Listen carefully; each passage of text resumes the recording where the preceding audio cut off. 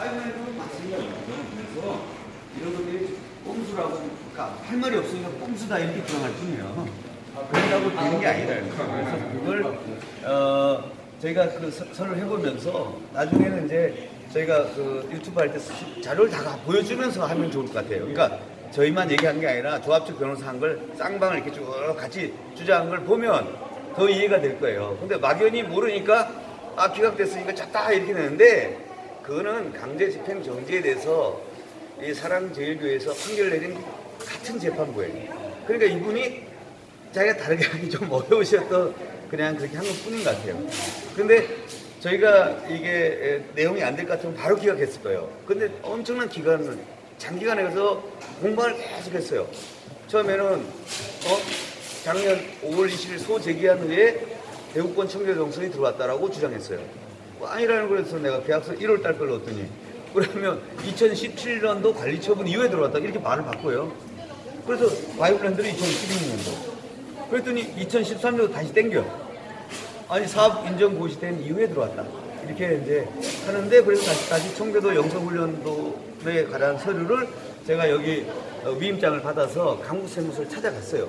그래서 청교도 영성훈련에 대해서 사업자 그 법인 등록된 서류를 달라고 했더니 그 2007년도로 나왔어요. 그러니까 그 당시에 법인 등록을 하기 위해서는 당연히 뭐가 필요해요? 임대차약이 들어가는 거예요. 그래서 그 과거 임대차 계약서를 찾아서 마지막으로 넣었어요.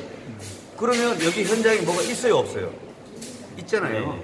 네. 있는데 여기서는 아무 이유 없이 그냥 기각 결정을 그냥 한 것뿐이에요. 뭐 이건 가짜다, 이거는 믿을 수 없다, 뭐 이런 판단도 아예 안 했어요. 그래서 그 결정에 대해서 저희가 바로 항고를 했고요. 그 다음에 제3자 이의소는 그대로 아예 재판이 인지 내라고 했어요.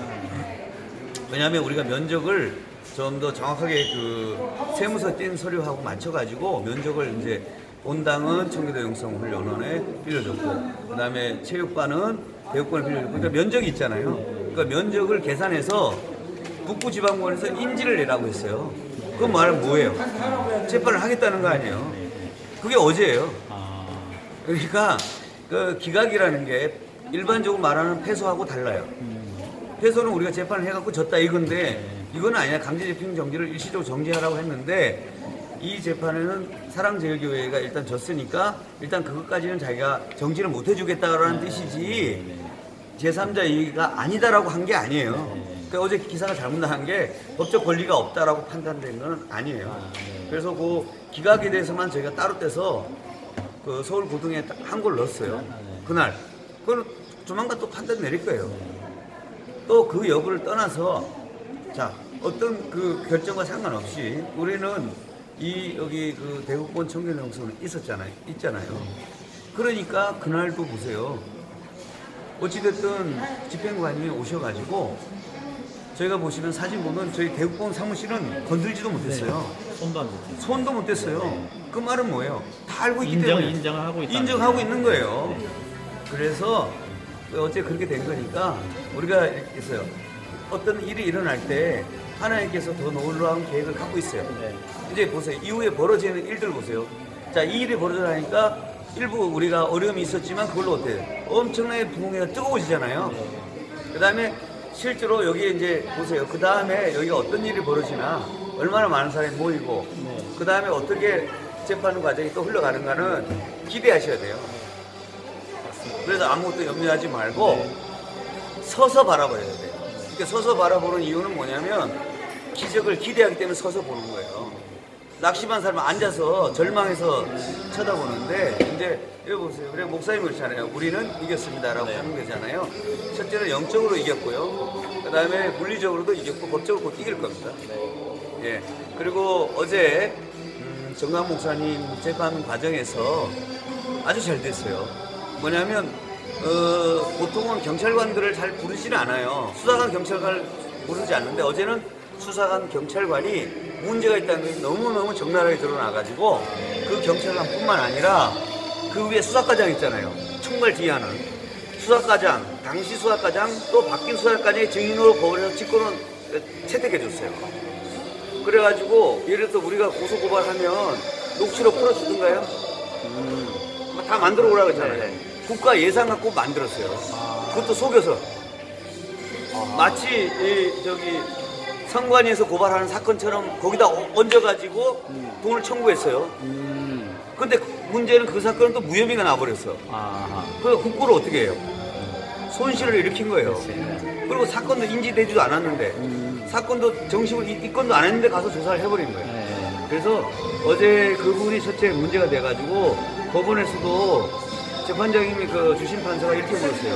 그 그 평화나무는 내가 뭐하는 단체냐고. 왜 그런 조사를 안 했냐고. 여기 목사님에서는 청교도 영성훈련원, 대구원, 너하라 TV 다 조사했잖아.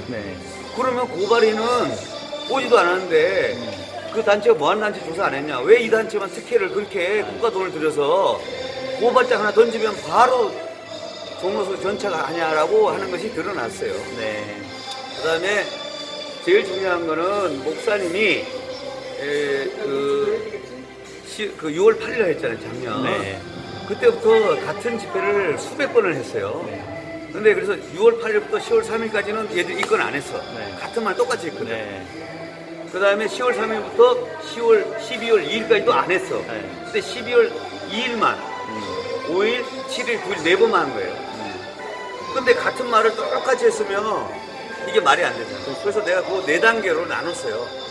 그러니까 그 6월 8일부터 10월 2일까지, 그 다음에 10월 3일부터 12월 1일까지, 그 다음에 12월 2일부터 7일까지, 그 다음에 12월 송구영신 예배, 이렇게 이제 한 5개 나눠보면 같은 말을 쭉 하고 계세요. 근데 왜 갑자기 이게 선거법 위반이 되냐고. 얘들 말대로 되면 어디로 땡겨야 돼, 선거법 위반이. 6월 8일로 가요. 근데 그 입건 안 했잖아요. 그러니까 뭐예요? 계획적이지 않았다. 그 다음 선거 목적이 아니다.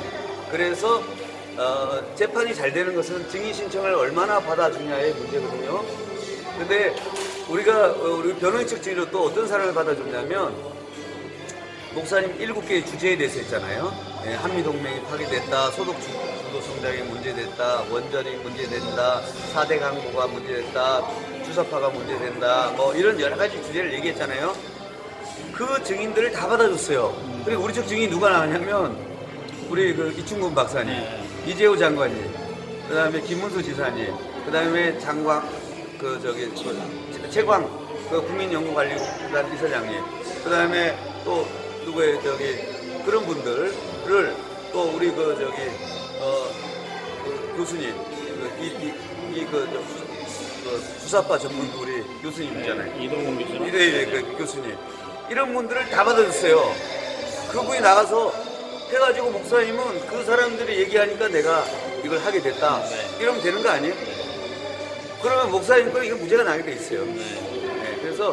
그래서 어제 자신 있어가지고 국민 참여 재판을 했으면 좋겠다는 거예요. 왜냐? 뒤에 가면요, 재판에 가보면 어떻게 되냐면 기자들이, 모든 언론사가 딱 앉아가지고 기자들이 다 이거 법정이 아니라 프레스룸이 돼 있어요. 근데 배심원까지 와서 그걸 다 알렸으면 좋겠다는 거예요. 왜냐? 우리 쪽에 유리한 증인들이 하는 거니까. 그래서 국민 참여 재판을 목사님이 어제 하고 싶어 하셨던 거예요. 근데 제가 지난 그 준비 절차에서 제가 그걸 했으면 좋겠다고 신청을 다시 했는데 이제 다른 변호사님들은 의견이 달라서 하면 안 된다고 얘기를 했어요. 근데 어제 다시 목사님은 최종적으로 하고 싶다고 그러셨고, 또 우리 그 한변의 회장님 김태훈 변호사님이나 정진경 변호사님들은 이걸 하기 원하셨어요. 그래서 하자고 했는데 안타깝게도 어제가 첫 재판이었거든요. 그러니까 첫 재판이 시작됐기 때문에 본격적으로 안 됐던 거예요. 그러니까 어쨌든 안 됐지만 결과적으로 목사님이 국민 참여 재판을 하고 싶다고 할 정도로 어떻게 재판이 유리하기 때문에 하는 거 아니에요? 부끄러우면 국민 참여 재판 하겠어요? 그잖아요. 많은 사람들한테 그걸 알렸으면 좋겠다. 왜 이 목사님이 자유우파를 중심으로 해야 되고 이런 얘기를 해야 되는지, 목사님이 6월 8일 날 말씀하신 것과 지금 한 1년이 지났잖아요.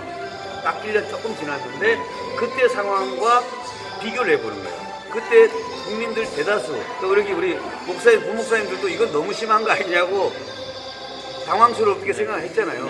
근데 지금은 많은 사람들이 그렇게 생각을 안 하고 생각이 바뀌었잖아요. 남북관계도 더 가짜였다고 얘기하고, 그 다음에 어제 그 6.25 기념식에서 북한 애국가, 북한 똑같은 음악을 틀었잖아요. 맞아요. 그러니까 그런 일부터 시작해갖고 너무 우아한 일들이 너무 많이 생각하는 것들을 보면서 아, 목사님이 한 것이 그냥 엉뚱한 소리가 아니었구나.